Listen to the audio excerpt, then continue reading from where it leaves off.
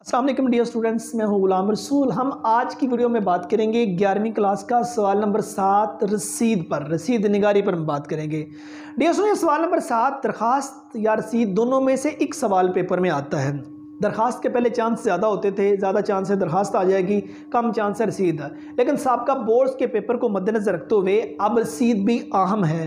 कुछ नहीं कहा सकता, 50-50% है। आपको दरखास्तें भी अच्छी तरह से याद करनी होंगी, आपको रसीदें भी अच्छी तरह से याद करनी होंगी।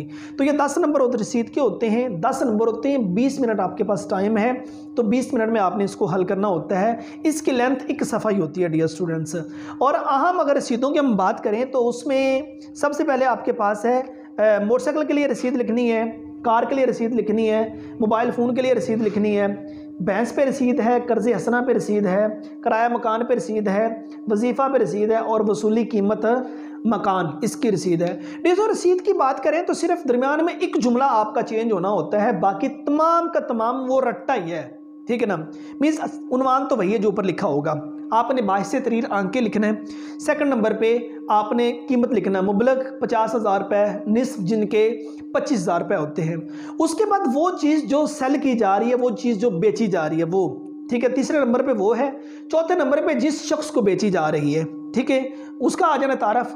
और 5वें नंबर पे अल्लाबद लिखना जो बंदा चीज़ बेच रहा है। 6ठे नंबर पे गवाह शुद्ध है, 7वें नंबर पे भी गवाह शुद्ध है और 8वें नंबर पे हमने डेट तारीख लिख देनी होती है। अब इसमें जो तीसरे नंबर पे जो चीज़ सेल की जा रही होती है सिर्फ वो चेंज होनी, वो एक जुमला, वो एक सेंटेंस चेंज होना है। आप ये सारी रसीदों को देखें, उसमें वो एक सेंटेंस जो है उसको बस आप अच्छी तरह से रट्टा लगा लें, अच्छी तरह से याद कर लें जिसने चेंज होना है। और बाकी पूरी की पूरी रसीद का जो स्ट्रक्चर है, जो खाका है, वो आपके जहन के अंदर हो तो आप अच्छी तरह से उसको हल कर सकते हैं। रसीद याद करना इतना मुश्किल काम नहीं है, ठीक है ना। वो तरीका आपको मैंने बता दिया है। तो ये आपके सामने 7-8 अहम रसीदें बताई हैं, इनको अच्छी तरह से याद कर लें तो स्टूडेंट्स आप बोर्ड के पेपर में इनमें से कोई एक रसीद आ जाएगी और आप अच्छे नंबर हासिल कर लेंगे।